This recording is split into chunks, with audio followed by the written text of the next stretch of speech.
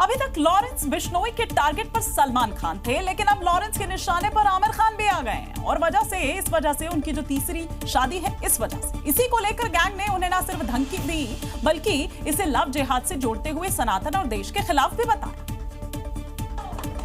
जिसे लेकर Lawrence gang का एक पोस्ट भी सामने आया जिसमें उन्होंने आमिर की तीसरी शादी का जिक्र करते हुए इसे बर्दाश्त ना करते हुए जल्द से जल्द जवाब देने की बात कही। लॉरेंस गैंग की तरफ से एक ऑडियो भी सामने आया। धमकी का ऑडियो सामने आते ही मुंबई पुलिस एक्शन में है। क्राइम ब्रांच पता लगा रही है कि धमकी आमिर खान को भेजी गई थी या फिर उनकी टीम को। खान फैमिली की तरफ से कोई भी कंप्लेंट मुंबई पुलिस को दी नहीं गई है, लेकिन इस पोस्ट के आधारित इस पोस्ट के ऊपर जो है अभी पुलिस जो है आगे की जांच करेगी। दावा है कि आमिर खान मुंबई से बाहर है और इस वजह से उनके घर पर पुलिस के जवान भी दिखाई नहीं दे रहे, लेकिन लॉरेंस की धमकी के बाद बॉलीवुड में एक बार फिर से खौफ फैल गया है। चीन में बंदर भी करोड़ों के कारोबार का हिस्सा बन चुके हैं। ये सुनकर आपको भले ही हैरानी हो, लेकिन यही हकीकत है, क्योंकि यहाँ रिसर्च लैब में इस्तेमाल होने वाले मकाक बंदरों की मांग इतनी तेजी से बढ़ी है कि उनकी कीमत रिकॉर्ड स्तर पर पहुंच गई है।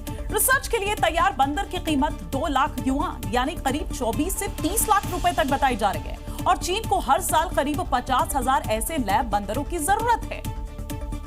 अब सवाल ये उठता है कि आखिर मकाक बंदरों की इतनी डिमांड क्यों बढ़ गई है। तो बता दें कि चीन को नई दवाओं को बाजार में लाने से पहले जानवरों को टेस्ट करना है और मकाक बंदरों का डीएनए और बायोलॉजिकल जो रिस्पॉन्स है वो इंसानों से काफी मिलती है। इसी वजह से कैंसर, मोटापा, डायबिटीज और इम्यून सिस्टम से जुड़ी दवाओं की सुरक्षा और असर जांचने के लिए इनका इस्तेमाल होता है। इधर उत्तर प्रदेश के मेरठ में प्यार को पाने के लिए पति को रास्ते से हटाने का एक हैरत अंगेज मामला सामने आया है, जहां हत्यारन पत्नी ने पति को सांप से डसवाकर मौत के घाट उतार दिया है। पहले तो घर वाले भी इस मौत की वजह सर्पदंश ही मान रहे थे, लेकिन पुलिसिया जांच में मामले का खुलासा हो गया। मृतक के बेड से बरामद सांप और टेक्निकल जांच में पुलिस को मामला संदिग्ध लगा। जांच आगे बढ़ी तो पता चला कि ये सांप कहीं से आया नहीं बल्कि लाया गया था और जल्द ही पता चल गया कि ये साजिश किसी और की नहीं बल्कि खुद मृतक की पत्नी दामिनी ही रच रही थी, जिसे उसने अपने प्रेमी तुषार और 2 सपेरों की मदद से अंजाम दिया था। तुषार का जब मोबाइल और अन्य चीजें देखी गई तो उनके मोबाइल में एक डब्बे में बंद एक सांप का फोटो भी प्राप्त हुआ। उसके आधार पर जब उससे पूछताछ की गई तो उसने ये बताया कि 2 सपेरों से मिलकर उसने एक सांप खरीदा था। हैरान करने वाली बात यह है कि दामिनी ने अतुल के साथ करीब 6 साल पहले लव मैरिज ही की थी और इनका एक बच्चा भी था, लेकिन फिर उसका दिल पति के स्कूल के एक ड्राइवर तुषार पर आ गया। प्यार परवान पर चढ़ा तो दोनों ने अतुल को ही रास्ते से हटाने की खौफनाक प्लानिंग की और सांप से डसवाकर हत्या करवाने का फैसला लिया, लेकिन पुलिस के सामने उनका ये प्लान एक्सपोज हो गया।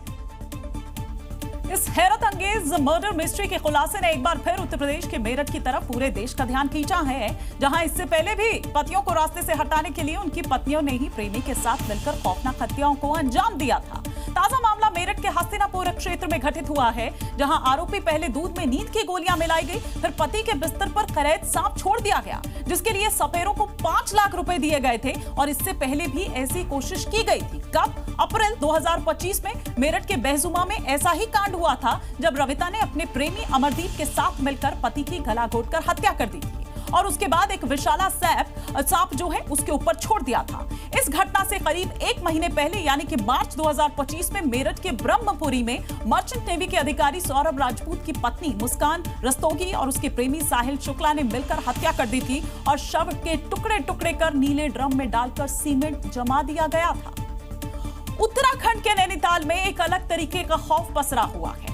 यहाँ रात होते ही लोगों के घरों पर पत्थर चलने की घटनाएं हो रही है। रात के अंधेरे में पथराव करने वाले ये लोग कौन हैं? पुलिस उन्हें तलाश रही है, लेकिन लोग रात जगह के लिए मजबूर हैं। ये उन रहस्यमयी पत्थरबाजों की वजह से है जिनके पत्थर बरसाने का कारण भी नहीं पता। इन असामाजिक तत्वों की आवाजें भी सीसीटीवी में कैद हुई हैं, लेकिन मकसद समझ नहीं आ रहा। हर रात लोगों की छतों पर पत्थरों के अंबार नजर आते हैं। कई चीजें इन पत्थरों की वजह से टूटकर बिखर जाती है।